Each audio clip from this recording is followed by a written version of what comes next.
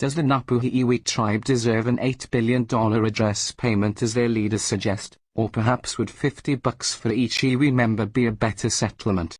Ngāpuhi, the country's biggest Iwi, are trying to scam the government for $8.43 billion redress for generations of losses. Apparently the racist, way past their use-by-date Waitangi Tribunal, had ruled Ngāpuhi did not cede sovereignty when signing the Treaty of Waitangi, nearly 200 years ago.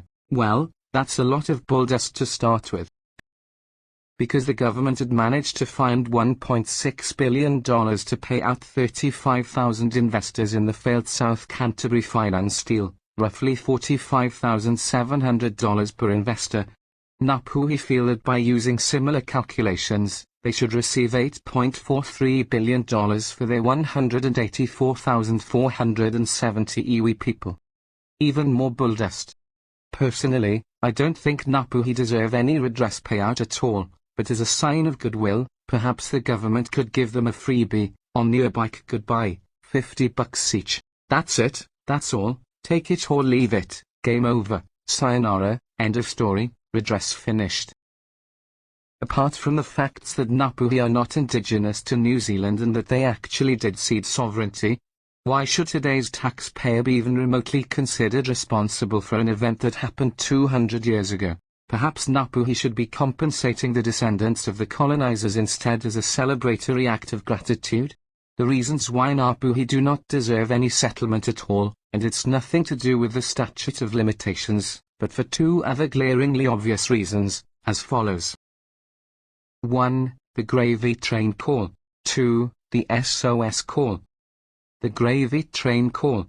Ngāpuhi, with the help of the racist Waitangi Tribunal, have simply been deliberately hanging on, purposely delaying fair and reasonable settlement, trying to get a larger and larger slice of the pie. They could easily have settled ages ago, but chose not to do so. Instead they chose to keep on trying to milk the gravy train, and therefore their time's finally up, negotiations are over, and a $50 goodwill payment for each iwi member is their lot. Kaput, finished.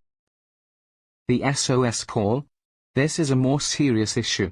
Consider that you're skipper of a yacht, a bit like being leader of an iwi, and while you're out at sea during rough weather you receive a SOS call for a boat in trouble. The rule is simple. Try your best to help the boat in trouble, provided you don't put your own boat or crew in jeopardy. You don't risk damage to your boat or your crew's lives. If you can't do that, then sadly, the troubled boat may sink and people may die. That's reality.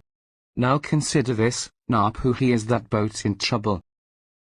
Dishing out $8.43 billion to Ngāpuhi would hurt the country and its innocent hard-working Kiwi taxpayers immeasurably, and therefore, just like the SOS call, sadly, assistance must be declined. But as I have said, to keep the peace, each 184,470 Ngāpuhi Iwi member could be given a final friendly $50 goodwill farewell gift. End of story, sink or swim, but that's it. Which amounts to a final goodwill redress payment of $9.22 million only, not $8.43 billion. Finally, under the historical circumstances, Ngāpuhi don't deserve any redress payment, let alone $9.22 million, because they did cede sovereignty. Fact, no bulldust. I've listed links to several other relevant historical videos in the description section below. Goodbye Ngāpuhi, the taxpayer-funded gravy train is over. New Zealand needs to desperately unite as one country, with one people and one vote, and all of this racist nonsense has to stop, once and for all. Thank you for listening. Geraint, on behalf of WhangāreiTim.